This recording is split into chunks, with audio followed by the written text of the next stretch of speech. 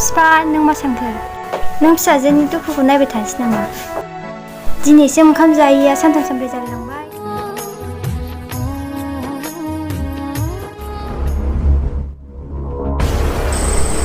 आच्छा नोंथाङा मिन्थिखाबाय जानांगौ। नोंथांखौ आं बाव मानि थाखाय लेंहरदों। आं नोंखौ आंनि आइ आफानो खोन्थाहैनानै आंनि हिन्जाव खालामनो थाखाय नोंसिनि आइ आफाजों रायज्लायनो आंनि आइ आफाखौ नोंसिनाव थिनहरदों। प्लिज बाबा नों आंखौ हाजारखिबो सोला। प्लिज बाबा आं आंनि मोजां मोननायखौ माब्लाबा बावनो हानाय नङा।